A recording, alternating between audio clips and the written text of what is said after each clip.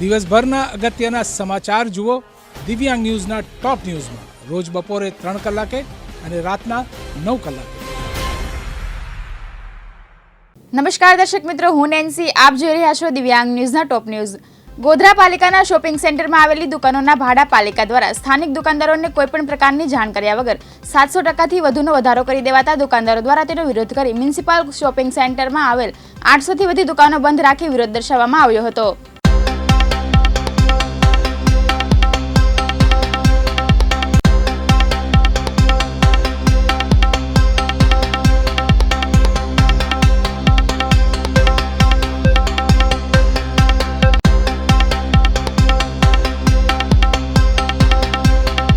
હાલમાં જ ગોધરા નગરપાલિકાની જે મ્યુનિસિપલ શોપિંગ સેન્ટરની દુકાનો 700 જેટલી દુકાનો આવેલી છે. હવે આ દુકાનો કોરોના કાળના કારણે મોટાભાગના વેપારીઓ હમણાં મંદીના માર સહન કરી રહ્યા હતા અને માંડ હમણાં એમનો 2 ટાઈમ જમવાનું થાય એ રીતે ધંધા રોજગાર થોડા શરૂ થયા હતા. એ દરમિયાનમાં ગોધરા નગરપાલિકા દ્વારા આ જે મ્યુનિસિપાલિટીની દુકાનો છે એ વેપારીઓ પાસે 8 થી 9 ગણો જુલ્મી અને અન્યાય કહી શકાય, કાયદેસર પણ લઈ ના શકાય એટલું મોટું ભાડું એમણે વધારી દીધું છે. જેના કારણે અહીંના જે નગરપાલિકાના જે વેપારીઓ છે, દુકાનદારો છે, ભાડુઆતો છે, એમનામાં ખૂબ જ ઉગ્ર આક્રોશ જોવા મળી રહ્યો છે. અને માંડ પોતાનું 2 ટંકનું પૂરું કરવાવાળા વેપારીઓને કે તમે આવી રીતે આ સમય જો અમને આવી રીતે મોટો ભાવ વધારો કરશો તો અમે પોતાનો ખર્ચો કેવી રીતે કાઢીશું દુકાનોમાંથી અને પોતાનું ઘર કેવી રીતે ચલાવીશું. એટલે આ આક્રોશની રજૂઆત કરવા આજે ચીફ ઓફિસર અને આપણા ધારાસભ્ય શ્રી સી કે રાવલજી સાહેબને રજૂઆત કરવા મોટી સંખ્યામાં આજે ભાડુઆતો અહીંયા આવેલા છે અને હમણાં અમે રજૂઆતો કરીશું. અને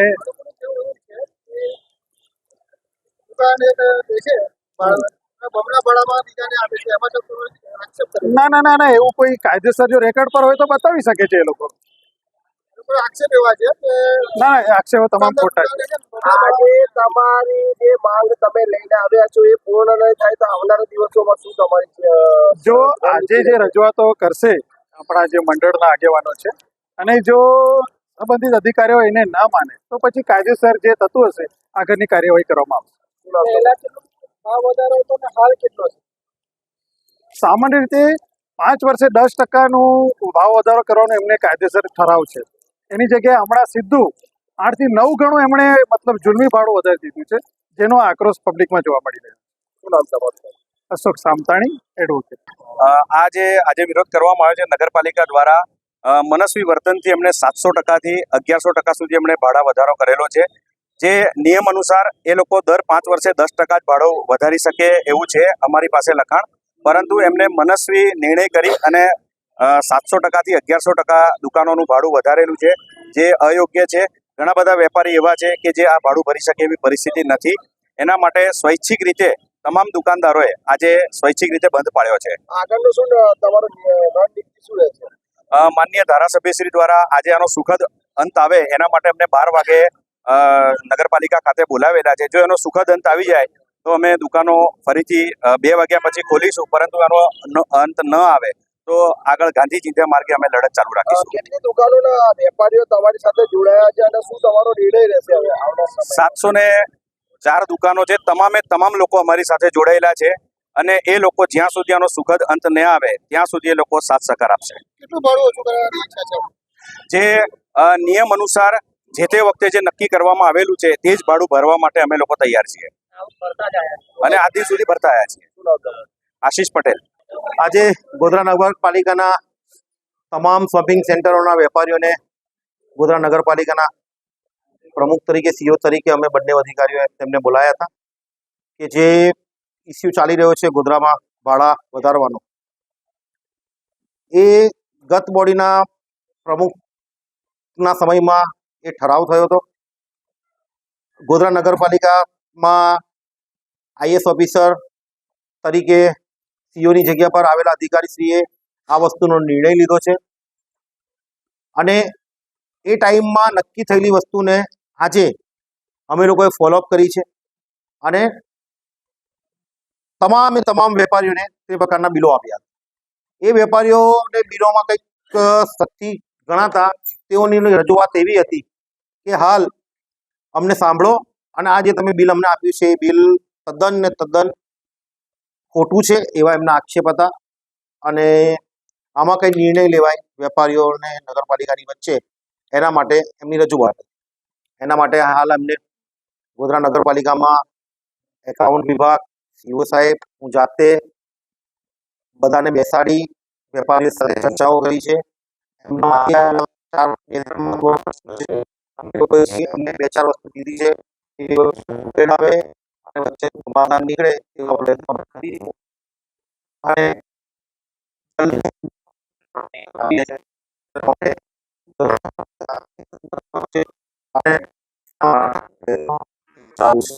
ગુજરાતમાં જે પ્રમાણે નગરપાલિકામાં ભાડા સાથે એના કરતાં કેમ આપ્યું? આમ તમે કોઈ ઓછું ભાવ છે, ઓછું ભાડું ચાલતું હતું અને એમાં સ્લેબ પ્રમાણે, કરાર પ્રમાણે, અમુકના કરાર 5 વર્ષના હોય એ પ્રમાણે ભાડાના કરાર પ્રમાણે આ બિલ આપ્યું એમને જે 27 વર્ષનો વચગાળાનો સ્લેબ છે એની ગણતરી નાખી તો આટલો બધો વિરોધ થયો છે. ગોધરા નગરપાલિકામાં ભાડા શું ચાલે છે, આજુબાજુની કે ગુજરાતની બીજી નગરપાલિકામાં ભાડા શું ચાલે છે એ એમને તપાસ કરવી છે. 96 ની અંદર 250 રૂપિયા ભાડું ચાલતું હોય અને આજે 250 રૂપિયા નગરપાલિકાને ભાડું આપવું એ શું યોગ્ય છે? એ કરવા માટે વેપારીઓને અમે બોલાવ્યા હતા અને એક વાત અમે મૂકી અને એમને પણ સાંભળ્યા છે. નગરપાલિકાએ બે વાત કીધી છે, એમની વાતો સાંભળી છે. એમાં જેમ બને એમ જલ્દી નિરાકરણ આવે તેના પ્રયત્નો અમે કરીશું અને નિર્ણય લઈશું જલ્દી ને જલ્દી. કેટલા દિવસોમાં સેવા નિરાકરણ આવે છે? હાલ તો આજે એમને સાંભળ્યા છે અને હાલ એમને એમની પ્રપોઝલ આજે મૂકી છે. પછી કાલે એક દિવસમાં એની ચર્ચાઓ કરી એમના 2 પ્રશ્નો છે એ 2 પ્રશ્નોનો શું નિકાલ આવે, ઉકેલ આવે, એમાં વહીવટી ગોચ શું છે, એમાં શું નિર્ણય લઈ શકીએ છે એ નક્કી કરી બુધવારે તેમને બોલાવવા માટે અમે સમય આપી અને એ છેલ્લો નિર્ણય લેશે. એના પછી કોઈ બી વાટાઘાટો માટે કે કોઈ બી મિટિંગ કે કોઈ બી સમાધાન માટે બેસવાનો વિષય આવે નહીં. નગરપાલિકાએ સામાન્ય સભાના ઠરાવથી અને નગરપાલિકાએ એગ્રીમેન્ટની જેટલી સમયની શરતો ધ્યાને લઈ અને કાર્યવાહી કરેલી છે. એ લોકોનું કહેવું છે કે 700% વધારો એ નગરપાલિકા સામાન્ય સભાએ સ્પષ્ટ ઉલ્લેખ કરી અને ઠરાવ કરે જે કેમ વધાર્યું છે અને એ લોકો ઠરાવને દરેકને જાણ પર લાગુ કરી એમને જોઈ લીધેલું છે ઠરાવ. એમને ગયા વીકમાં જ્યારે મિટિંગ હતી એમએલએ જોડે ત્યારે એની સંપૂર્ણ બતાવવામાં આવેલું છે કઈ રીતે વધારે છે. આક્ષેપ કરી રહ્યા છે વેપારીઓને તો ભાડું ઘટાડવા નહીં આવે તો અમે દુકાનો બંધ રાખીશું. આપનું શું કહેવું છે? એ સામાન્ય સભાનો ઠરાવ છે એ બાબતે ચીફ ઓફિસરે કોઈ કહેવાનું રહેતું નથી. સામાન્ય સભાનો ઠરાવ હોય અમલીકરણ કરવાનું. તમારા તરફથી કયા વકીલ લાવવામાં આવશે? આનો ઉકેલ કઈ રીતના લાવવામાં આવશે? અત્યારે બાબતે તો સામાન્ય સભાએ નિર્ણય કરેલો છે. મારી તો એમાં કોઈ મારું ઓપિનિયન હોય નહીં. તાપી જિલ્લામાં આવેલા સોનગઢ ઉકાઈ નજીકમાં એન્ડ ફેમિલી મલ્ટી સ્પેશિયાલિસ્ટ હોસ્પિટલમાં યુવકનું હૃદયબંધ થવાથી મોત થયું છે.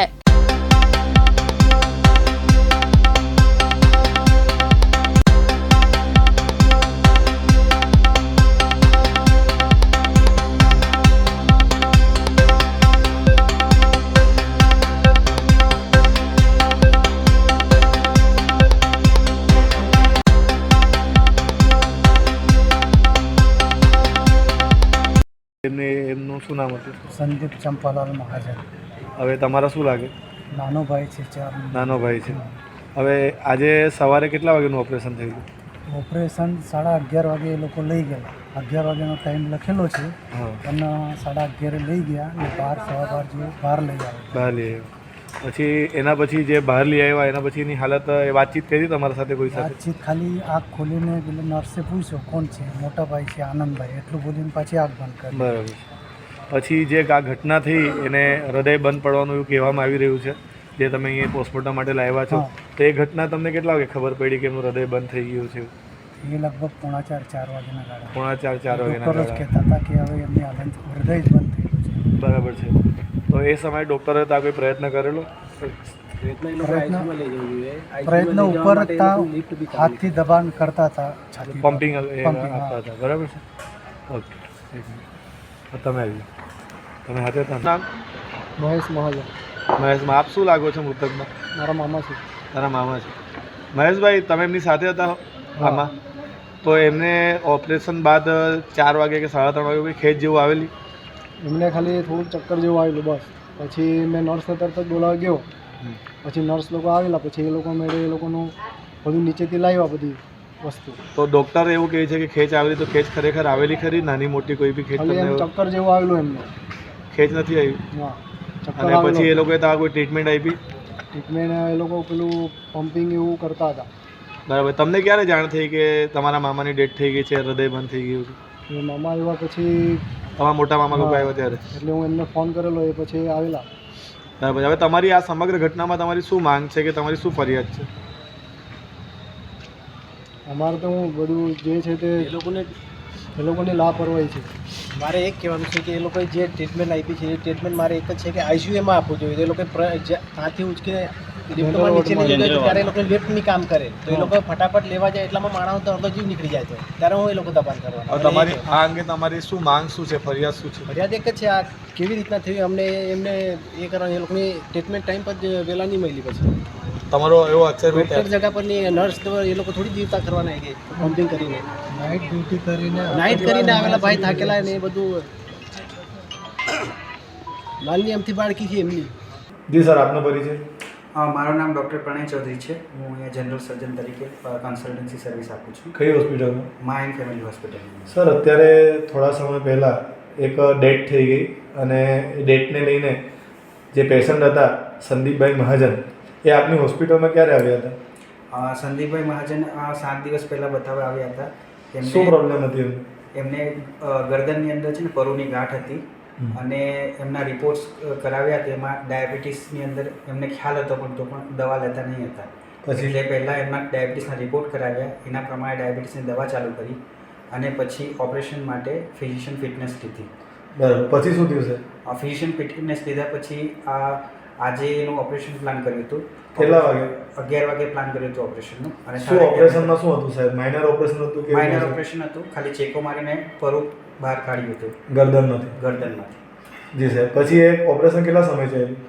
અડધો કલાક ચાલ્યો છે. 11:30 ઓપરેશન પત્યું. બરાબર. પછી થોડીક વાર ઓબ્ઝર્વેશનમાં રાખ્યા અંદર અને 12 વાગે પછી રૂમમાં શિફ્ટ કર્યા. સાહેબ, એમને જ્યારે રૂમમાં શિફ્ટ કર્યા ત્યારે નોર્મલ હતું બધું? રૂમમાં શિફ્ટ કર્યા ત્યારે બધું નોર્મલ હતું. બીપી હતું, શુગર બુગર બધું ચેક કરીને અમે શિફ્ટ કર્યા હતા. બધું નોર્મલ હતું. બધા સાથે વાત પણ કરી એમણે. બરાબર. પછી સાહેબ એમને એમના રૂમમાં શિફ્ટ કર્યા પછી એ એમના પરિવારને કોઈને મળ્યા હતા? હા, મળ્યા હતા. પછી સાહેબ એમનું વાત કરી અને એમના રિલેટિવ જોડે પણ વાત કરી. હવે સાહેબ એમનું મૃત્યુ કયા કારણોથી થયું? મૃત્યુ 3-3:30 વચ્ચે એમને પહેલાં ખેંચ આવી અને ત્યાં પ્રેઝન્ટ આરએમઓ અને ફિઝિશિયને એમની પછી આગળ એમની સારવાર કરી અને ખેંચ આવ્યા પછી એમને થોડા સમય પછી એમનું હૃદય બંધ થઈ ગયું. એના કારણે મૃત્યુ થયું.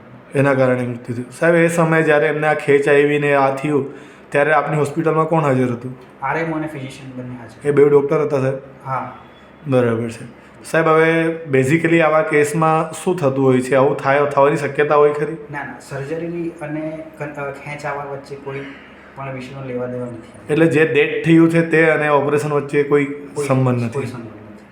જી સર, તમે સર તમારા ભવિષ્ય લાઈફમાં તમે ભૂતકાળમાં કોઈ વાર આવો કોઈ તમને કિસ્સો યાદ છે ખરો કે જેમાં આવું થયું હોય? ના, એ રિટર્ન કોઈ કિસ્સો એવો નથી કે જેની સાથે આવું થયું. જેટકો વીજ હેલ્પરની પરીક્ષામાં થયેલા અન્યાય મુદ્દે ધોરાજીના યુવાને પોતાના લોહીથી આવેદનપત્ર લખી ધોરાજી ડેપ્યુટી કલેક્ટરને સુપ્રત કર્યું હતું. સંકેત મકવાણા નામના યુવાનને જેટકો દ્વારા લેવાયેલી ઇલેક્ટ્રિક આસિસ્ટન્ટની પરીક્ષામાં અન્યાય કરાયો હોવાનો આક્ષેપ કર્યો છે.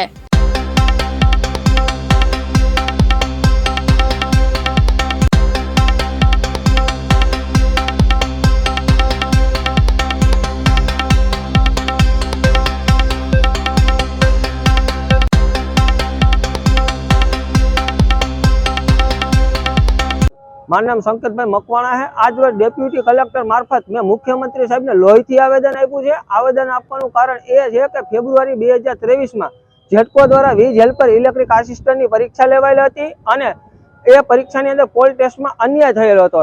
ગુજરાતની અંદર તમામ જગ્યાએ પોલ ક્લેમ ઉપર હાથ અડાડેલો હતો અને જુનાગઢ સર્કલને પગ અડાડેલો હતો. આની રજૂઆત મેં વારંવાર કરેલ હતી, છતાં પણ જેટકો દ્વારા મારી રજૂઆતને કોઈ ધ્યાન આપતું નહોતું. છેલ્લે મેં ઈચ્છા મૃત્યુની રાષ્ટ્રપતિ પાસે માંગણી કરી અને તંત્ર તાત્કાલિક ધોરણે જાગ્યું અને તપાસના આદેશ આપ્યા. અને આદેશ તપાસ કરતા માલુમ પડ્યું કે પોલ ટેસ્ટ હાજર અધિકારીઓએ પોતાના મનગઢત અને ઘરની ધોરાજી ચલાવીને પોલ ટેસ્ટ કરેલ છે. છતાં આજે 1 મહિનો થઈ ગયો છે અને રજૂઆતના 2 મહિના થઈ ગયા અને પરીક્ષાનું 1 વર્ષ થઈ ગયું, છતાં પણ કોઈ નિરાકરણ આવ્યું નથી. જેટકો દ્વારા અમને કહેવામાં આવે છે કે શાંતિ રાખો, પણ 1 વર્ષથી અમે તૈયારી કરી રહ્યા છીએ, 1 વર્ષથી રાહ જોઈ રહ્યા છીએ. બેરોજગારીના કારણે માનસિક હતાશ થઈ ગયા છીએ અને જેટકોના ઘોર અન્યાયના કારણે અમે નિરાશ થઈ ગયા છીએ. તો મુખ્યમંત્રી સાહેબને મારી અપીલ છે કે તાત્કાલિક ધોરણે અમને ન્યાય આપવામાં આવે. ખેડાના નવાગામ પ્રાથમિક આરોગ્ય કેન્દ્ર નાયકા ખાતે ફરજ બજાવતી ફિમેલ હેલ્થ વર્કરે સુસાઇડ કરી લેતા મામલો ગરમાયો છે.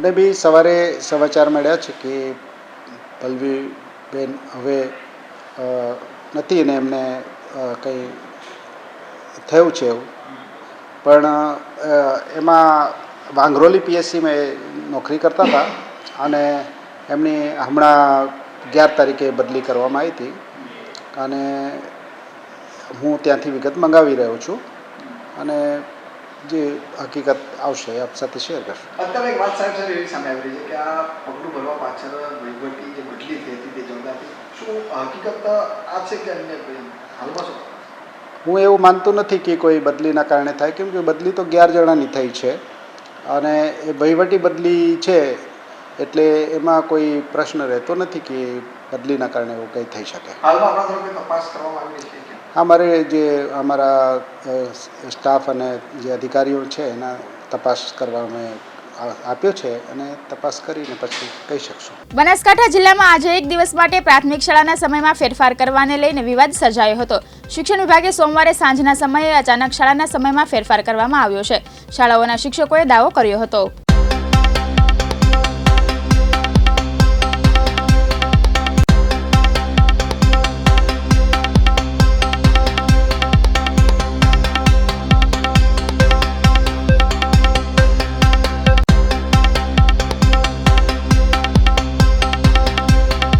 અમરાજી વાઘેલા એસએમસી અધ્યક્ષ પઠમરા પ્રાથમિક શાળા. સરકારે ગઈકાલે મોડે લગભગ 7:30 આસપાસ કહેવાનો મતલબ પરિપત્ર કર્યો કે આવતીકાલે સૂર્ય નમસ્કાર છે અને શાળા વહેલી છે. તો ગ્રામ્ય વિસ્તારોમાં બાળકો રહે છે અને શિક્ષકો વોટ્સઅપના માધ્યમથી જાણ કરે કે આવતીકાલે શાળા વહેલી છે. આ કેટલા અંશે યોગ્ય છે? ખરેખર આ યોગ્ય નથી, કારણ કે પ્રાથમિક શાળાઓમાં ગરીબ પરિવારના બાળકો ભણે છે અને એમની જોડે ફોનની પણ સુવિધા નથી હોતી એમના વાલીઓ જોડે. તો સરકારને આવા પરિપત્રો કરતાં પહેલાં ખૂબ વિચારવું જોઈએ અને પરિપત્રો પણ અગાઉના દિવસે કરવા જોઈએ અથવા શાળાનો ટાઈમ હોય કે 5 વાગ્યાનો તો 4 વાગે પરિપત્ર કરવા જોઈએ.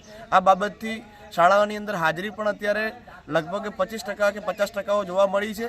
આ બાબતથી અમે દુઃખી છીએ. સરકારને વિનંતી કરીએ છીએ કે આવા પરિપત્રો કરતાં પહેલાં ખૂબ વિચારવું જોઈએ. પ્રાથમિક શાળા એસએમસીના અધ્યક્ષ કાનજીભાઈ રવજીભાઈ બરાદર, આપણે આ શાળાનો નિર્ણય લીધો આ કાલે અગાઉ લેવો જોઈએ. સોજે 8 વાગે મેસેજ આવ્યો એટલે ખબર પડી. અડધા ગામદારને ખબર પડતી નથી કે શાળા વહેલી છે કે મોડી છે. એના કારણે થોડોક ટાઈમ 2 દી અગાઉ મેસેજ કરવો જોઈએ કે તો પરિપત્ર આપવો જોઈએ. જય હિન્દ. બનાસકાંઠામાં સરકારી ગાડીઓનો જાસૂસી કાંડ સામે આવ્યું છે. ખાણ ખનીજ અને પોલીસની ગાડીઓની જાસૂસીનું ગ્રુપ બહાર આવ્યું છે. ઓડિયો ક્લિપમાં સરકારી ગાડીઓના લોકેશનની માહિતી આપતા હોવાનો ઉલ્લેખ કરવામાં આવ્યો છે. અધિકારીઓની જાસૂસી કરવામાં આવતી હોવાની વધુ એક ઘટના સામે આવી છે.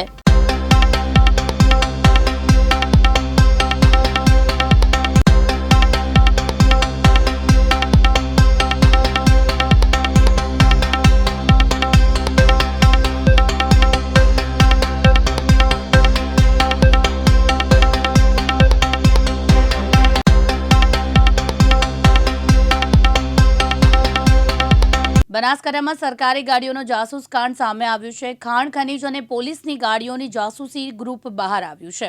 ઓડિયો ક્લિપમાં સરકારી ગાડીઓના લોકેશનની માહિતી આપતા હોવાનો ઉલ્લેખ કરવામાં આવ્યો છે. અધિકારીઓની જાસૂસી કરવામાં આવતી અને વધુ એક ઘટના સામે આવી છે. બનાસકાંઠા જિલ્લામાં આવેલ ખાણ ખનીજ વિભાગની કચેરીની સરકારી ગાડીને સતત ટ્રેકિંગ કરવામાં આવતું હોવાનું સામે આવ્યું છે, જેને લઈને ખાણ ખનીજ વિભાગે આ અંગે પોલીસ ફરિયાદ નોંધાવી છે. વોટ્સએપ ગ્રુપના સ્ક્રીનશોટ અને ઓડિયો ક્લિપ સોશિયલ મીડિયામાં વાયરલ થયો છે. 3 દિવસ અગાઉ ખાણ ખનીજ વિભાગની જીપમાંથી જીપીએસ પકડાયું હતું, જેમાં બનાસકાંઠા જિલ્લા અગાઉ પણ જાસૂસી કાંડ મામલે ફરિયાદ થઈ છે. બનાસકાંઠામાં ખનીજ માફિયા રોયલ્ટી ચોરી બેફામ બન્યા છે. પંચમહાલ જિલ્લામાં પણ 5 શખ્સો અધિકારીની જાસૂસ કરતા હોવાનું ખુલ્યું છે, જેમાં પણ ખનીજ માફિયાઓ અને ભૂમાફિયાઓ આ જ પ્રકારની જાસૂસી પ્રવૃત્તિ કરતા હોવાનું ખુલ્યું છે, જે માટે તપાસ શરૂ કરાઈ છે. આ પહેલા અરવલ્લી જિલ્લાની 2 જીપીએસ ટ્રેકર સરકારી ગાડીમાં લગાવવામાં આવ્યા હતા, જે મળી આવ્યા હતા, જેને લઈને પોલીસ ફરિયાદ પણ નોંધાઈ હતી. મિત્રો આણેવાડાથી મોડેઠા ભીડી હાલમાં આવતા આવવાના ગાડી કુપરથી પાછી વળી ધોના રોડે ગાડી દ્વારકા પ્રાંત તે ઊભી છે ગાડી 64-24 નંબરની, અને ધાંધરાવાળા એલર્ટ થઈ જતો, ગમે તે ગાડી ખાલી દીધું ભરી લેવા તો 81-35 આરટીઓ ભીડીથી જાય મોડેઠા બાજુ, ધ્યાન રાખજો. 81-35 આરટીઓ મોડેઠા ટોલ નાકે પડ્યો મિત્રો. મોમાં આવા જડો તો રેટ તાલીગઢ પાસ કરી શાળા આવે ને શાળા બે રમપાસ થઈ ગયા. સુરતના જ્વેલર્સ વેપારી દ્વારા અનોખો રામ મંદિરનો નેકલેસ તૈયાર કરવામાં આવ્યો છે. રામ દરબાર સાથેનો વેપારીએ આ નેકલેસ તૈયાર કર્યો છે.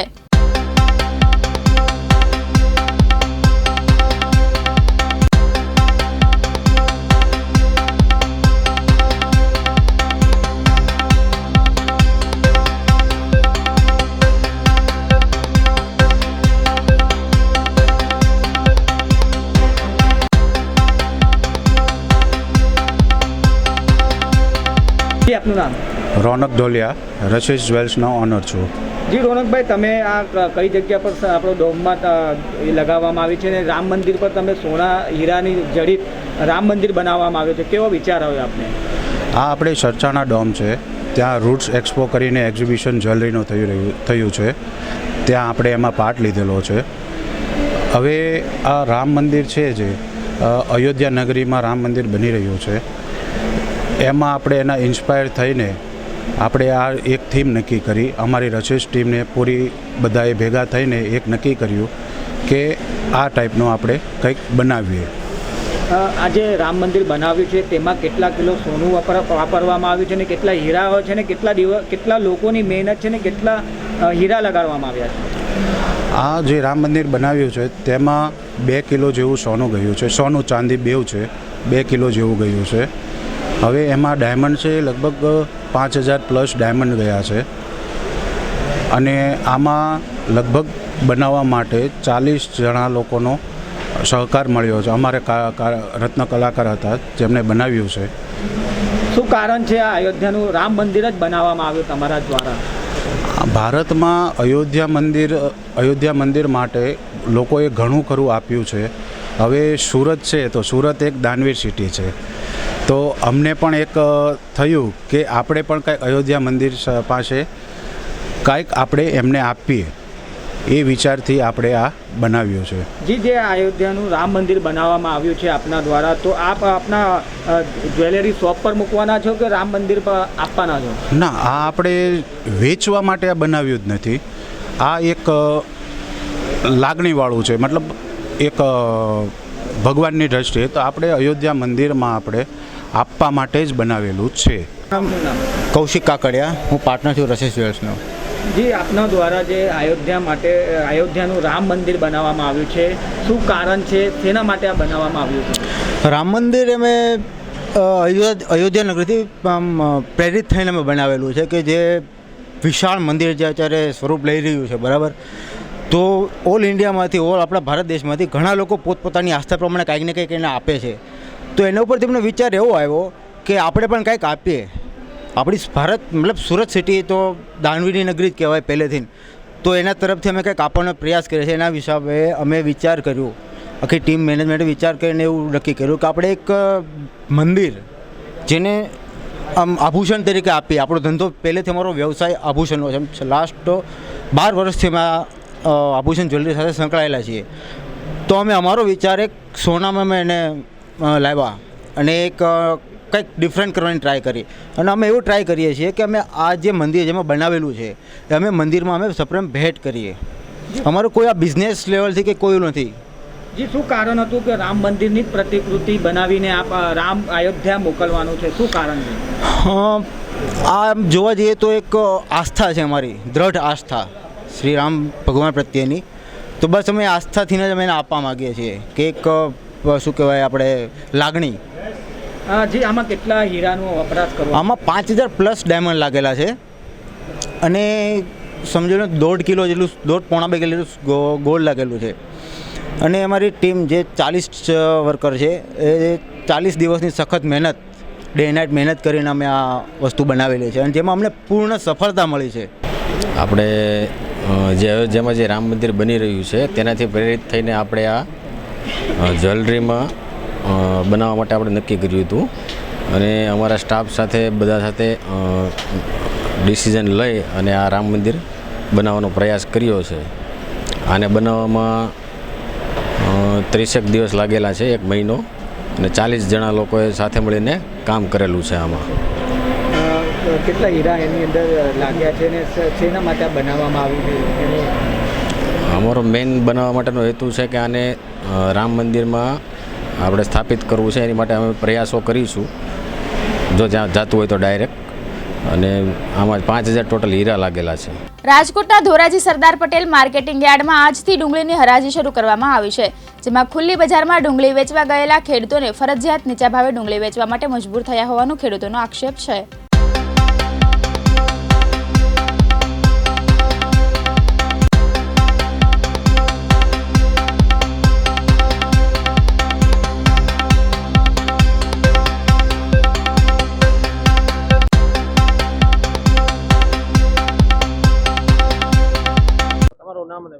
મારું નામ લાલજીભાઈ મતુભાઈ બાલદા. હું ધોરાજી તાલુકાનો ખેડૂત છું. મારી જમીન ફરણી નીચે આવેલ છે. ડુંગળીના ભાવ કોણ કંઈક પોષણ ક્ષમતા હતા એટલે અમને એમ હતું કે 2 પૈસા કમાશું. હવે આ ડુંગળી ઉપાડીને લણવાના 5 રૂપિયા કિલો ખર્ચ ચડે છે અમારે. તમારે જેને પૂછવું એને પૂછી લ્યો લેબર કામ શું છે એ, બરોબર છે. પછી જમીનનું સાયખ્યા રાખી હોય કે જમીન ભાડે રાખીને અમે ધંધો કરતા હોય, પછી બી ખાતર દવાના ખર્ચા કરીને અમને 200-250 રૂપિયાનો પડતર પડે છે. અને આ 200 રૂપિયામાં ડુંગળી હજી 50 રૂપિયા નુકસાની કેની પાસે લેવા જાવી? તો બીજું ખેડૂતો શું કરી શકે? કેટલા દિવસમાં ડુંગળી બગડી જાય તૈયાર થઈ ગઈ છે? આ ડુંગળીનો પાક છે એ લાંબો ટકે નહીં.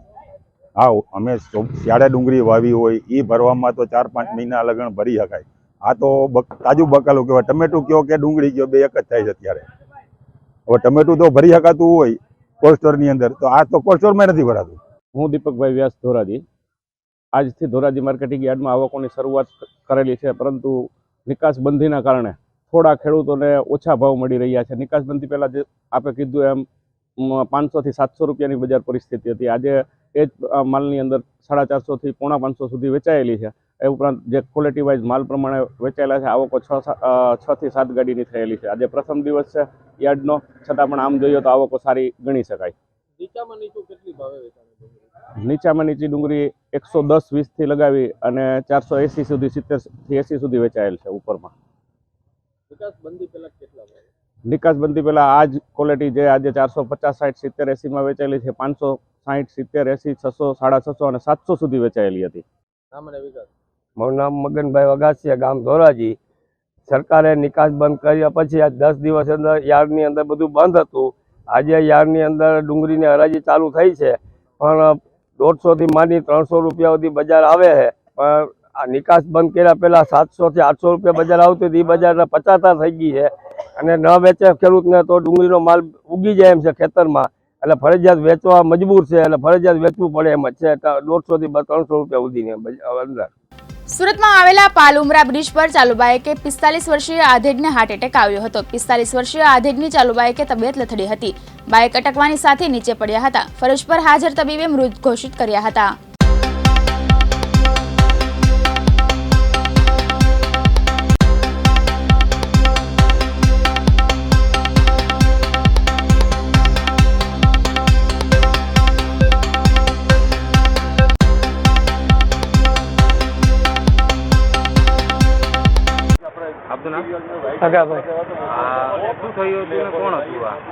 મારા મોટા ભાઈ હતા અને પુલથી નીચે ઉમરાવાળા પુલથી આવતા હતા, અચાનક ખીચ આવી અને બાઇક ઊભું રાખ્યું ને પડી ગયા.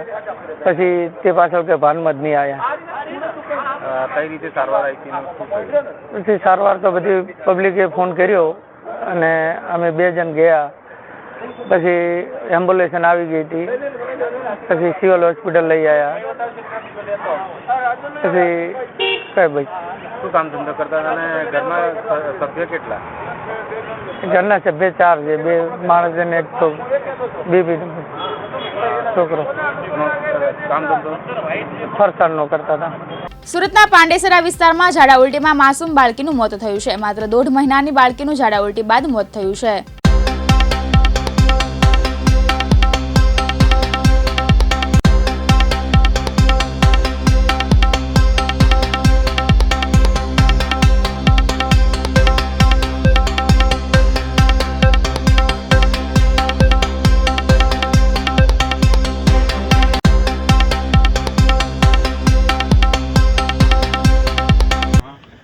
पिंडी में काम करता हूँ. मेरे रिश्तेदार हैं, इनकी लड़की के 12 घंटे बीमारी के कारण लड़की की मौत हो गई. कितने महीने की? 1.5-2 महीने के लगभग. क्या हुआ था? इनको झाड़ा उल्टी हुई है. सिविल हॉस्पिटल कब लाए? कल ही लाए थे 9 बजे. डॉक्टर ने बोला डॉक्टर ने बोला बहुत कमज़ोर हो गई, बहुत कमज़ोर थी, इसके लिए इनके नहीं बच पाए. आपका नाम क्या है? मेरा नाम देव कुमार वर्मा है. आप कहाँ से आ रहे हो? सूरत से? सूरत से कृष्णा नगर से आ रहे हैं. कब कल कितने बजे आए थे आप? हम यहाँ 9:09 बजे के यहाँ पर आए थे. फिर डॉक्टर ने क्या? डॉक्टर वहाँ भर्ती किया, तुरंत देखे हैं, लिए हैं, तुरंत यहाँ ट्रांसफ़र किए हैं. ट्रांसफ़र के बाद इलाज चालू हुआ है. इलाज चालू था नहीं, लेकिन शाम के 7 बजे ख़त्म हो गई. બનાસકાંઠા જિલ્લાના વડગામ તાલુકા ભારતીય કિસાન સંઘ દ્વારા રેલી યોજાઈ હતી. રાત્રિ દરમિયાન વીજળી મળતી હોવાથી ખેડૂતોને શિયાળાની કડકડતી ઠંડીમાં ઉજાગરા કરવા પડતા હોવાથી આવેદનપત્ર પાઠવ્યું હતું.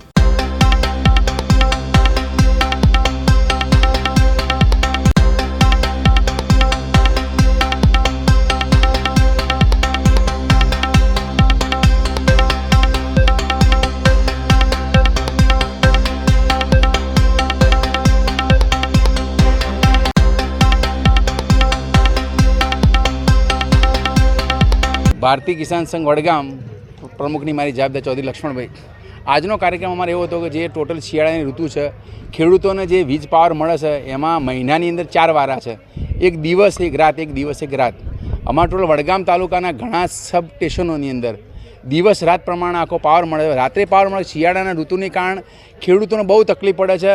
ઠંડીના લીધે ખેડૂતોની જે ઠૂંઠાઈ જવાની, હૃદયની તકલીફો, આવી બધી ઘણી બધી મુશ્કેલીઓ ચાલતી હોવાથી ખેડૂતને ખૂબ તકલીફ પડે. માટે શિયાળાની અંદર શિયાળા પૂરતું સરકારને ખાસ વિનંતી છે કે ટોટલી પાવર જે રાત્રે છે, જે 11 વાગે રાત્રે આપે છે એ પાવર ફેરફાર કરીને દિવસે આપે.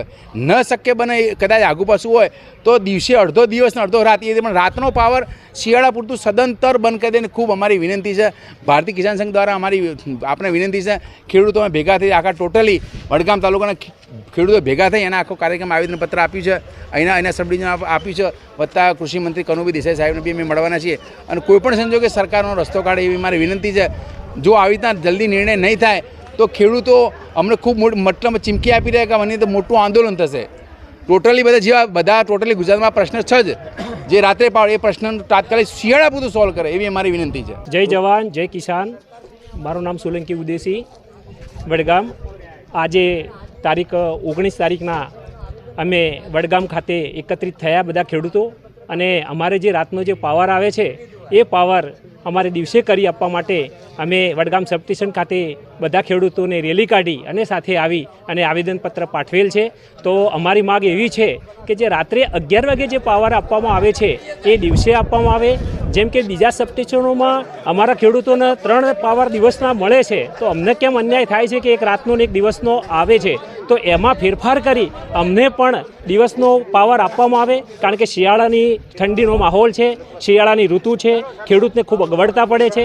તો ખેડૂત એ અગવડતામાંથી મુક્તિ મેળવે જો સરકાર આના માટે સક્રિય હોય, જો સરકાર સૂર્યોદય યોજના લાવતી હોય દિવસે અને એ ન કરી શકતી હોય તો હવે પછી એને વિચારીને અમને દિવસે પાવર મળે એવું તત્વરે કરવામાં આવે એવી અમારા તમામ ખેડૂત લોકોની માગણી છે.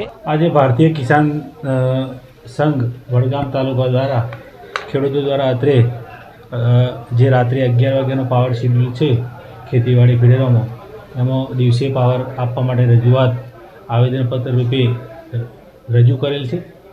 જે રજૂઆત અમે ઉપલી કચેરી મોકલી યોગ્ય ઘટતું કરવા આગળની કાર્યવાહી કરવા માટે જાણ કરીશું અને બને એટલો પોઝિટિવ નિર્ણય આમાં થાય એવી રજૂઆત કરીશું. સુરત જિલ્લામાં આવેલા કડોદરામાં 8 સપ્ટેમ્બરના રોજ 12 વર્ષીય અમરેન્દ્રનું અપહરણ બાદ હત્યા કરવામાં આવી હતી, જેમાં તરુણના હત્યારાના ઘર સામે મોટરસાયકલ સળગાવતા વાતાવરણ ઉગ્ર બન્યું હતું.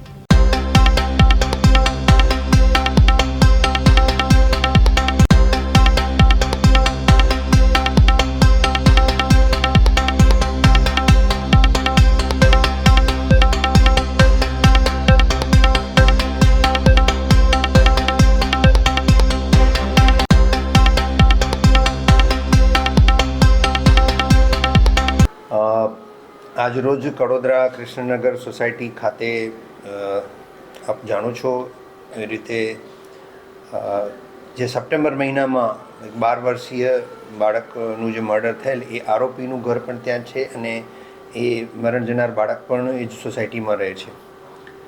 આજરોજ સોસાયટીના લોકો 30-40 જણાએ ટોળું વળી અને એ આરોપીના જે પેરેન્ટ્સ અને એમના રિલેટિવ એમના ઘરે કોઈ કામસર ગયા હતા ત્યારે એમના ઘર આગળ બંધ હાલતમાં કન્ડેમ થયેલું જે બાઇક પડ્યું હતું એ બાઇકને સળગાવી અને એમના ઘરમાંથી બહાર કાઢી અને એ પ્રકારે એમને નુકસાન પહોંચાડવાનું જે કાયદો હાથમાં લેવાની પ્રવૃત્તિ કરેલ છે એ અનુસંધાને તાત્કાલિક કડોદરા પોલીસ, LCB, SOG, DYSPની ટીમો પહોંચી અને કોઈપણ જાતનો અનિચ્છનીય બનાવ બનવા દીધેલ નથી.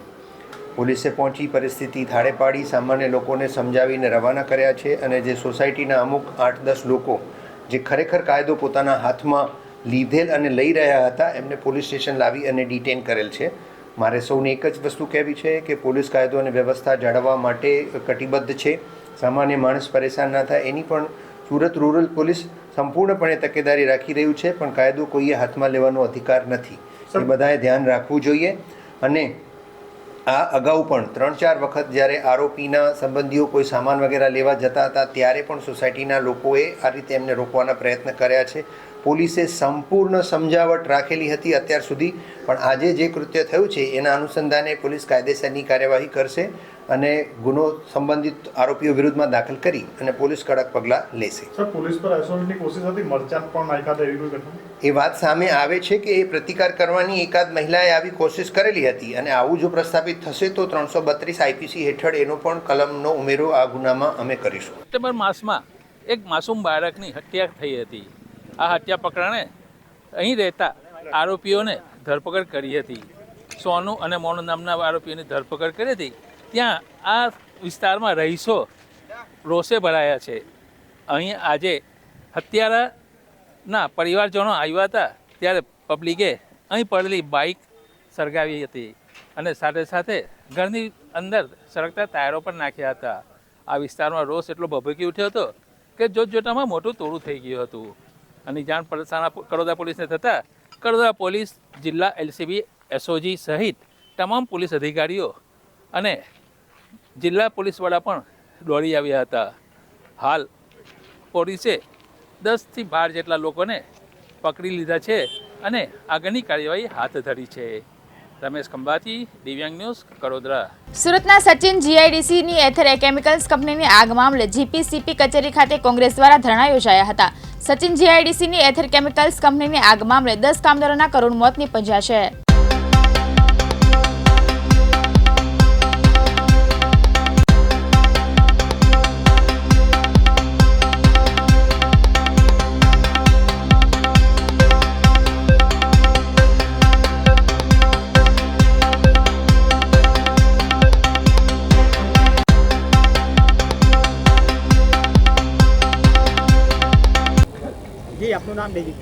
હસમુખ દેસાઈ, સુરત શહેર કોંગ્રેસ પ્રમુખ. આ સરકારના અધિકારીઓની ભૂમિકા પહેલેથી જ આ સરકારના પ્રવક્તા હોય એવી રહી છે. જીપીસીપીના અધિકારી અને ફેક્ટરીના ઇન્સ્પેક્ટર બંને જણા જ્યારે આ ઘટના બની હોય એમાં જે ઘટનાની અંદર જવાબદાર વ્યક્તિઓ છે એની સામે પગલાં ભરવાના હોય તો નિવૃત્ત ન્યાયાધીશની જો તપાસ આપે તો જ આમાં સાચો શ્રમિકોને ન્યાય મળશે. કારણ કે આની અંદર જેની બેદરકારી છે એવા અધિકારીઓ પણ આ ઘટનાની અંદર આવી જાય છે.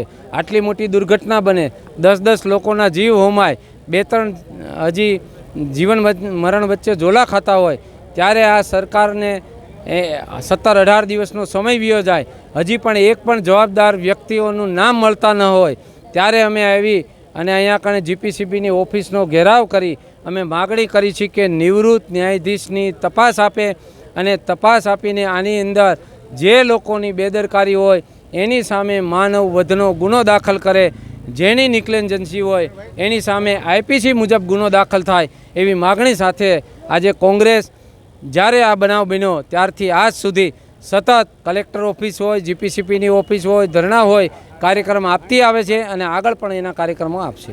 હરીશભાઈ સૂર્યવંશી, કોંગ્રેસ પાર્ટીના સિનિયર આગેવાન છું. આજે અમારે ધરનાનો કાર્યક્રમ એટલા માટે રાખવામાં આવ્યો કે અમે કેટલા વખત થયા, અમે દુર્ઘટના ઘટી છે સચિન જીઆઈડીસીની અંદર અને અન્ય વિભાગોમાં બી ઘટના ઘટી આવેલી છે. તો તે બાબતમાં અમે municipal commissioner, police commissioner, collector સાહેબ અને બધાને અમે રજૂઆત કરતા આવ્યા છે. જીપીસીબીને રજૂઆત કરતા આવ્યા છે અને મહાનગરપાલિકાએ 14 જેટલા એકમો બી પકડી પાડ્યા છે. ત્યારે અમે ઓઝા મેડમને, જીપીસીબીના જે ચેરમેન છે તેને અમે જણાવીએ કે આ શું છે, કેમ કે એમને પરવાનગી આપેલી છે. અમે કોઈ સાની પરવાનગી આપેલી છે. મહાનગરપાલિકાની ડ્રેનેજ લાઇનના અંદર આ જે વોટર ટ્રીટમેન્ટ કરીને મોકલવાનું હોય, અંદર નાખવાનું હોય તો ડાયરેક્ટ ફિલ્ટર કર્યા વગર નાખી દે છે અને ઝેરી ગેસ આખા વિસ્તારની અંદર ફેલાય છે, એની રજકરો ફેલાય છે અને ચીંડીઓ જે બાળવામાં આવે છે તેનું શું છે. તો એ મેડમ તરફથી એવો ઉડાર જવાબ આપે છે કે દિવસના રેડી બહારતા રાત્રે બારે છે. તો મારું શું કહેવું છે કે રાત્રે બારે છે એટલે કાયદેસર બારે છે. ઓઝા મેડમને અમકો અમારું એ કહેવાનું બહુ સ્પષ્ટ થાય છે કે આ રીતે જો ચાલતું રહેશે તો અમે હાઈકોર્ટની અંદર આ બાબત જાહેર રીતની પિટિશન દાખલ કરવાના છે અને સાંસદ જે CR પાટીલ સાહેબ છે, અમારા વિસ્તારના જે ધારાસભ્ય મનુભાઈ પટેલ છે તેમનો ઘેરાવ ઘાલીને અમે એને આવેદનપત્ર આપીને તેને બી ઉઘાડા પાડવાના છે. છોટાઉદેપુર જિલ્લા સહિત સમગ્ર રાજ્યમાં ચકચાર મચાવરી ઘટના બની છે. એટલે કે બોડેલી ખાતે નકલી સિંચાઈ ઊભી કરી કૌભાંડ આચર્યાની ઘટના સામે આવી છે.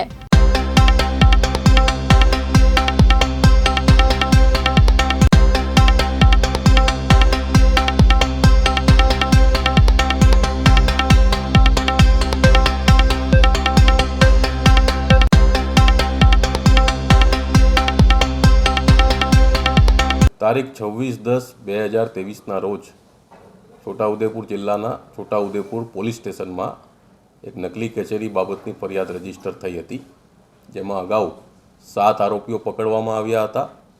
તે તમામ આરોપીઓ જેલ હવાલે છે. એ આરોપીઓ પાસેથી અલગ અલગ 70 એકાઉન્ટમાં 2,96,00,000 રૂપિયા પોલીસે ફ્રીઝ કરાવ્યા હતા. ત્યારબાદ આ જ તપાસમાં આ કૌભાંડની અસર દાહોદની પ્રાયોજના વહીવટદાર કચેરી સુધી હતી, જે બાબતે અત્રેથી દાહોદના પ્રાયોજના વહીવટદાર કચેરીને જાણ કરવામાં આવી હતી. જે આધારે દાહોદમાં એક અલગ સ્વતંત્ર ફરિયાદ રજીસ્ટર કરવામાં આવી હતી અને આ તપાસમાં પણ પ્રાયોજના કચેરી દ્વારા અને એકાઉન્ટ જનરલની ઓડિટની ઓફિસ તરફથી એક માહિતી બહાર આવી હતી કે છોટાઉદેપુર જિલ્લાની પ્રાયોજના કચેરીમાં જે 4,14,00,000 રૂપિયાનું કૌભાંડ હતું, જે 2021થી 2023ની વચ્ચે ચાલ્યું હતું, તેના બદલે 2016થી ટોટલ 2023 સુધી 21,15,00,000 રૂપિયા જેટલી રકમનું ટોટલ આ કૌભાંડ થયું હોવાનું તપાસમાં બહાર આવ્યું હતું. આ તપાસમાં ત્યારબાદ જે પ્રાયોજના વહીવટદાર અધિકારી જે તે વખતે એડિશનલ કલેક્ટર VC ગામિત હતા, જેની પાછળ પોલીસ લાગેલી હતી અને પોલીસના શોધખોળ દરમિયાન તેઓ નામદાર કોર્ટ સમક્ષ સરેન્ડર થયા હતા, જેમનો પોલીસે નામદાર કોર્ટ પાસેથી કબજો મેળવી એમના 7 દિવસના રિમાન્ડ લીધા છે.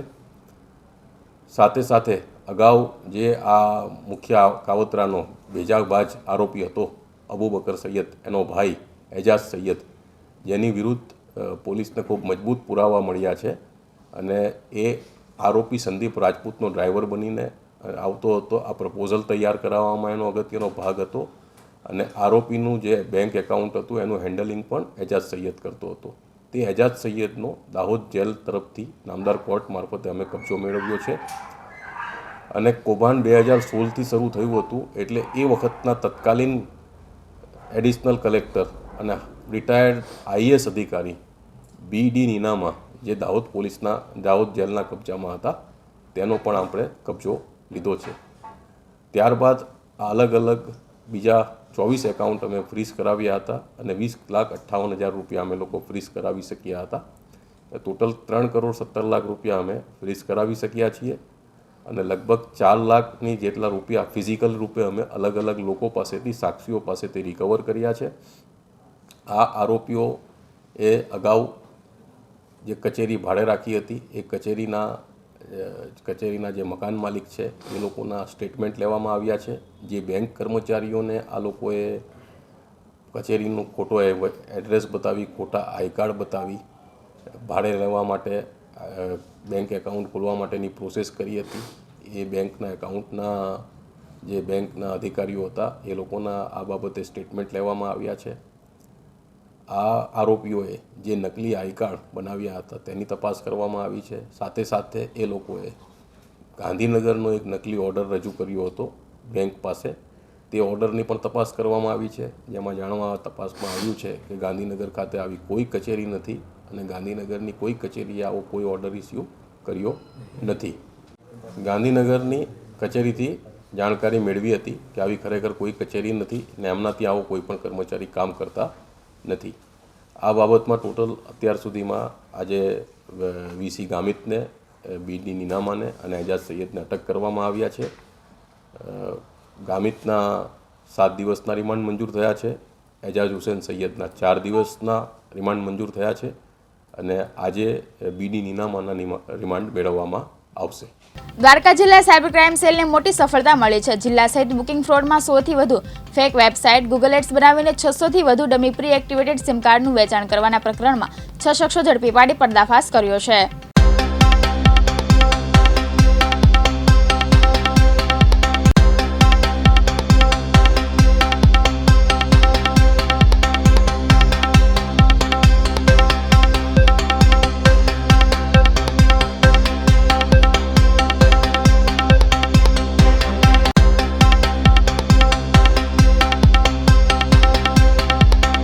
हाल ही में देवभूमि द्वारका जिला की साइबर पुलिस टीम ने साइबर सेफ द्वारका प्रोजेक्ट के अंतर्गत एक मेगा ऑपरेशन किया है और जिसमें काफ़ी बड़ा सक्सेस भी मिला है हमें.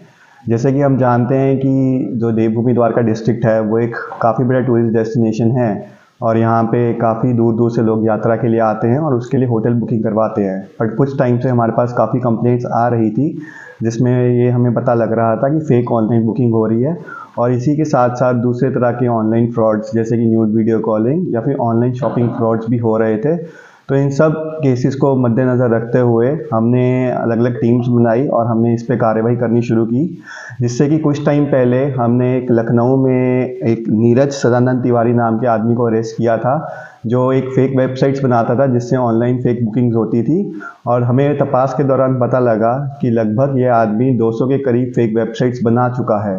तो उसी प्रोजेक्ट के अंदर और हमने आगे कार्रवाई और तपास करते हुए आगे कार्रवाई की और पता लगा कि वडोदरा एक ऐसी जगह है जहाँ पे बहुत से इलीगल सिम कार्ड्स बिक रहे थे. तो वहाँ से कार्रवाई करने पे हमने 3 लोगों को अरेस्ट किया है जिनके नाम है हसन शेख, अल्ताफ़ शेख और आरिफ मिर्ज़ा.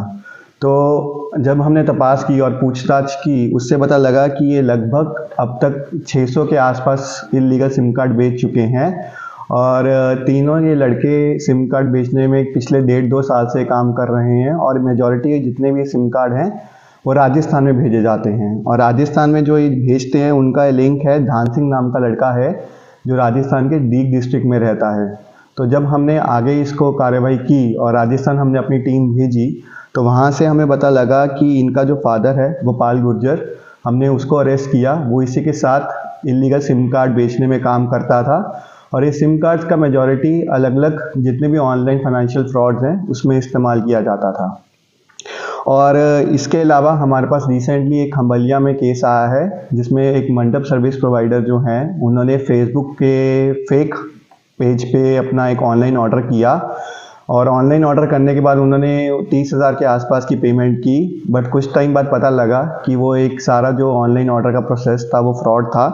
और जब हमने उसको ट्रेस किया तो हमने इसके भी लिंक्स राजस्थान के करौली डिस्ट्रिक्ट में पाए और जहाँ से हमने एक आदमी को अरेस्ट किया जिसका नाम हलवीर सिंह बेनीवाल है।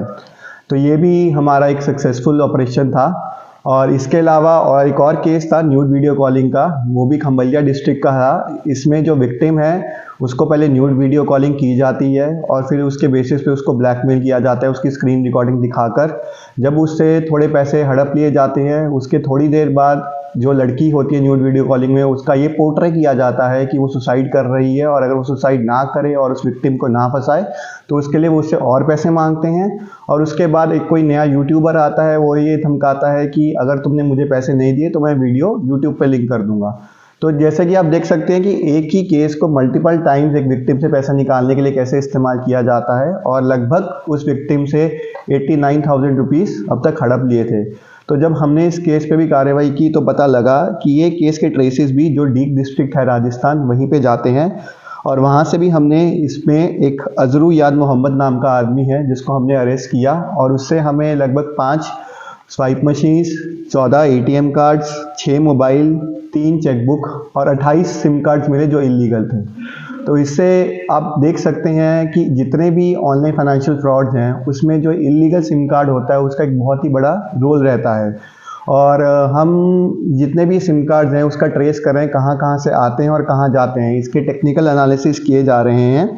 और नॉर्मली फेक सिम कार्ड्स ऐसे होते हैं, इनका एमओ ये रहता है कि जब भी कोई आदमी सिम कार्ड खरीदने जाता है तो जो सिम कार्ड बेचने वाले होते हैं वो किसी ना किसी बहाने से सिम कार्ड का जो थंबप्रिंट और फिंगरप्रिंट जिसको हम कहते हैं वो 2 बार ले लेते हैं, या फिर वो ये कहते हैं कि फिंगरप्रिंट क्लियर नहीं है आप दोबारा दे दीजिए। दूसरा एमओ ये है कि वो जब फिंगरप्रिंट आपको लेते हैं उसके बदले आपको डीएक्टिवेटेड सिम कार्ड दे देते हैं और वो ये कहते हैं कि अगले 1 दिन में एक्टिवेट हो जाएगा। लेकिन वो जब एक्टिवेट नहीं होता है तो कस्टमर अगले दिन दोबारा जाता है उसके पास कि मेरा सिम कार्ड एक्टिवेट नहीं हुआ है और फिर वो उससे इसी बहाने से दोबारा थंबप्रिंट और फिंगरप्रिंट लेता है जिससे कि वो दूसरा सिम कार्ड एक्टिवेट कर रहा है। तो इससे एक आदमी और एक कस्टमर के फिंगरप्रिंट पे जिसमें एक एक्टिवेशन होना चाहिए था 1 से ज़्यादा हो पाता है। तो ये बेसिक एमओ है।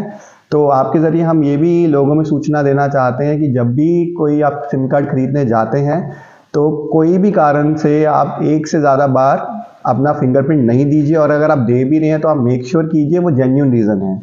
एंड अभी भी ये जो मैंने केसेस बताए इस पे अभी इन्वेस्टिगेशन फर्दर चलेगा, टेक्निकल एनालिसिस और किए जाएंगे और जितना भी फेक ऑनलाइन बुकिंग और बाकी साइबर केसेस हैं उस पर तपास की जाएगी ताकि जो हमारा प्रोजेक्ट है साइबर सेफ द्वारका का वो हम उसे और भी सक्सेसफुल बना सकें। इसमें ऐसा है कि अब तक बहुत से ऐसे फ्रॉड होते हैं जो हम तक पहुंचते भी नहीं हैं। तो जितनी हमें अब तक कंप्लेंट्स मिली हैं उस पर आराम से हमें लगभग 20 लाख के आसपास ऑनलाइन फाइनेंशियल फ्रॉड्स हुए हैं, होटल बुकिंग के ही सिर्फ जिसकी मैं बात कर रहा हूँ। और इसके अलावा भी बहुत से ऐसे फ्रॉड्स होंगे जिनकी कंप्लेंट मिलती ही नहीं है, लोग इग्नोर कर देते हैं। इनकी बेसिक एमओ यही रहती है कि अलग अलग स्टेजेस पे अलग अलग लोग इन्वॉल्व होते हैं।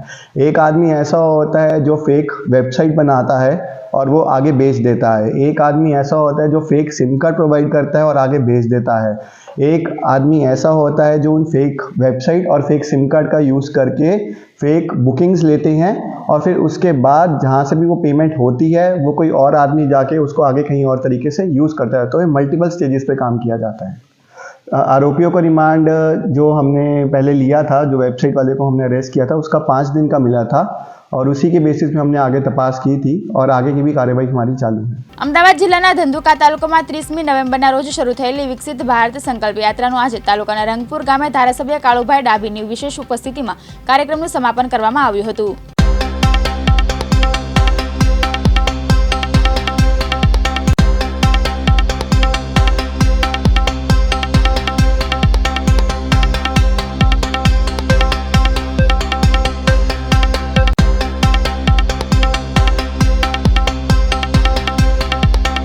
વિકસિત ભારત સંકલ્પ યાત્રા એ મોદી સાહેબની વિચારધારા છે। આ મોદી સાહેબની ગેરંટીનો રથ છે। વિકસિત ભારત યાત્રા થકી 17 જાતની યોજનાઓ અને અધિકારીઓ કર્મચારીઓ અમારા ભારતીય જનતા પાર્ટીના સૌ હોદ્દેદારો સાથે રહી છેવાડાના માણસને કઈ રીતે લાભ મળે એ લાભાર્થીઓને લાભ આપવા માટેનું કામ છે. મોદી સાહેબનું આ ખૂબ મોટું વિઝન છે. એની સાથે સાથે સારા ભારતમાં આપણા વિસ્તારમાં તો ખૂબ સારો પ્રતિસાદ મળ્યો છે. સૌરાષ્ટ્રના સૌથી નાની ઉંમરનો અંશ ગોસાઈ આઈપીએલના ઓક્શનમાં સિલેક્શન થતા ભાવનગરનું ગૌરવ વધાર્યું છે.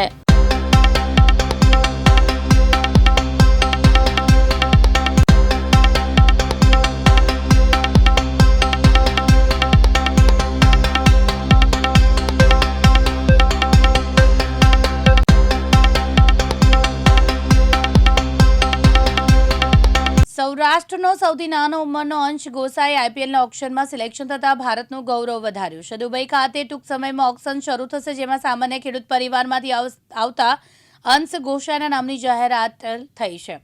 શહેરના ચિત્રા વિસ્તારમાં રહેતા અંશના માતા પિતાને પરિવારમાં ખુશીની લાગણી જોવા મળી છે. હાલ અંડર-19 વર્લ્ડ કપમાં 2 દિવસમાં આફ્રિકા રમવા જવા રવાના થશે. ભાવનગરની આ નાની ઉંમરના એટલે કે માત્ર 19 વર્ષની ઉંમરમાં મોટી સિદ્ધિ હાંસલ કરી છે. ભાવનગરની ભાવસીજી ક્રિકેટ ક્લબ ભરૂચા ક્લબની શરૂઆત હાલ અંશ આઈપીએલ સુધી પહોંચ્યો છે. જૂનાગઢના માંગરોળ શિલ્પી સોસાયટીના રહીશો દ્વારા પાણી અને કચરાના પ્રશ્ને નગરપાલિકા ખાતે આવેદનપત્ર આપ્યું. છેલ્લા 2 વર્ષથી પીવાના પાણીની સમસ્યાથી સ્થાનિકો હાલાકી ભોગવી રહ્યા છે.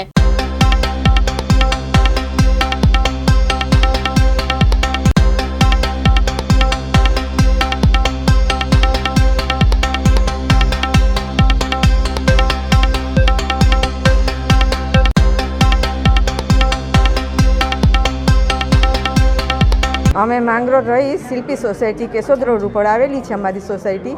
59 અમારા બ્લોક છે. ત્યાં અમને પાણીની અને કચરાની બંનેની છે ત્યાં માંગ.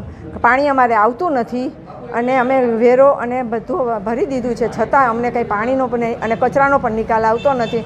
અમે વારંવાર રજૂઆત કરી છે તો પણ અમને કંઈ જવાબ મળતા નથી. ચીફ ઓફિસર સાહેબને અમે અરજી પહોંચાડી છે, અમે આવી ગયેલા છે, છતાં અમને કોઈ પણ જાતની અમને માંગણી અમારી સંતોષાતી નથી.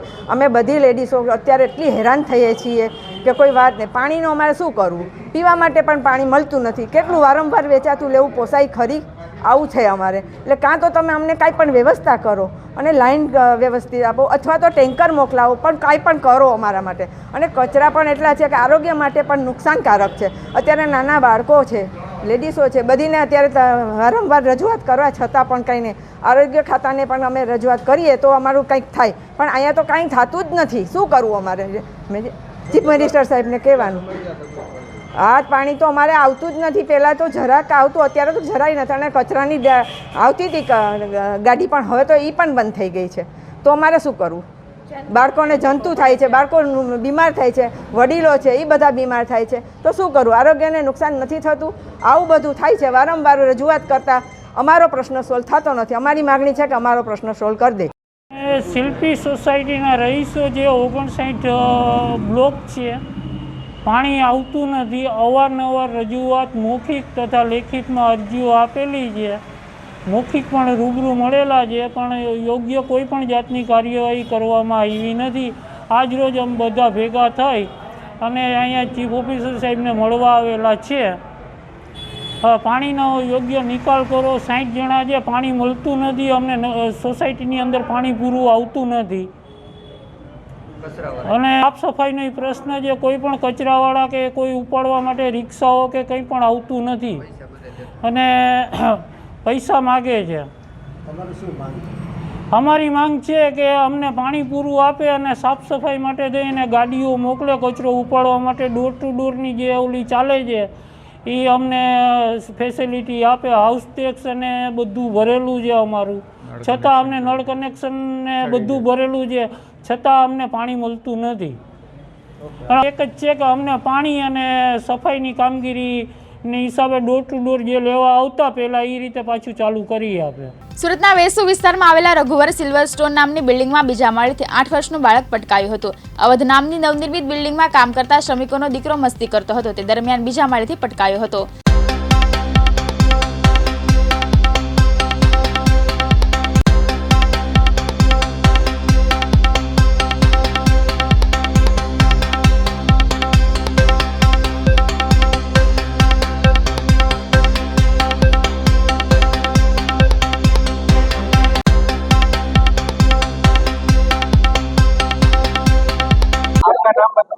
कुमारी देवी। आपका रहने का कहाँ पे? सूरत में? जगह तो विष्णु बेसू। कौन सी जगह पे ये बिल्डिंग बनी? बिल्डिंग का नाम क्या है? सिल्वर टाउन लोगोगी, सिल्वर टाउन लोगोगी बोला नहीं आपको बोलते हो, आपको पता है स्कूल नहीं है, बिल्डिंग का काम चालू, बिल्डिंग का काम चालू था। मैडम पढ़ाने आती थी बरोबर, और मैडम पढ़ाने आई थी उस दिन, उससे पहले बच्चे वहाँ गए थे। वो हमको मालूम नहीं, मैंने तो मालूम हमने देखा, मैं उधर ही था भाई। मैडम को मैं आपका नाम? सुंदर शर्मा। कहाँ पर रहने का? बेसू। कितने तक का बच्चा है? बच्चा 8 साल का। क्या घटना हुई थी? वो पढ़ने गया था रघुवीर सिल्वर टाउन में, वो खुलेआम में पढ़ा रहा था और बच्चा 2 मंजिल से गिर गया और उसको उठा के सिविल हॉस्पिटल लेके आया। हॉस्पिटल लेके आया उसको, और उसको सही से इलाज नहीं किया, और रात में मशीन भी बंद हो गया, और हमको खून का जांच करने निर्मल हॉस्पिटल भेजा। वहाँ से आया तो उसका डेथ हो गया। कौन सी हॉस्पिटल का मशीन बंद? सिविल हॉस्पिटल का मशीन बंद हो गया। आपको किसने दूसरे अस्पताल ले जाने को बोला? उसका डॉक्टर साहब ने। फिर वहाँ पर आप निर्मल में लेके आपको वहाँ पर क्या क्या बोला गया? वो बोला ये खून देता हूँ, खून लेके जाओ बच्चे का, और वहाँ का जांच करा के लेके आओ निर्मल हॉस्पिटल से। जब से मैंने निर्मल हॉस्पिटल से आया तो बच्चा ने डेथ कर दिया, और मशीन भी बंद हो गया था उसका। बच्चे का नाम क्या था? बंटी शर्मा 8 साल। बंटू शर्मा 8 साल उम्र 8 साल। એક તરફ સરકાર ડિજિટલ ઇન્ડિયાની વાત કરે છે, પેપરલેસ કામકાજની વાત કરે છે, ઓનલાઈન શિક્ષણની વાત કરે છે, પરંતુ બીજી તરફ તાપી જિલ્લાના છેવાડે ફતેપુર પંચાયતમાં નેટવર્ક જ નથી, તેથી લોકોને અનેક પ્રકારની મુશ્કેલીઓનો સામનો કરવો પડી રહ્યો છે।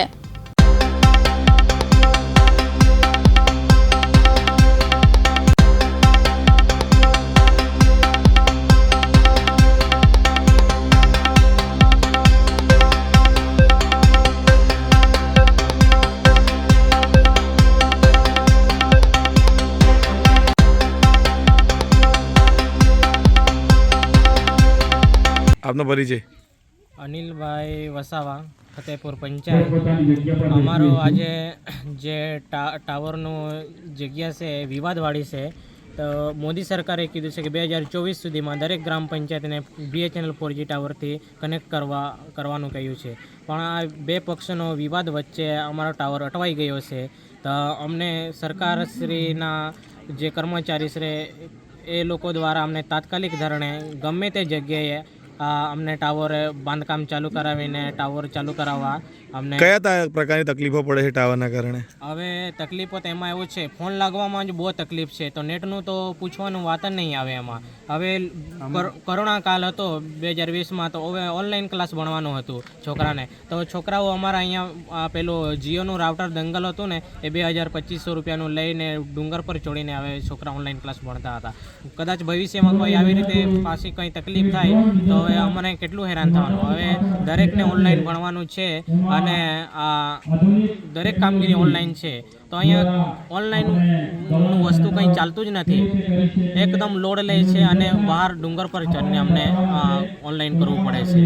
આ હતા અત્યાર સુધીના ટોપ ન્યૂઝ। નવી ખબરો સાથે, નવી અપડેટ સાથે જોતા રહો દિવ્યાંગ ન્યૂઝ।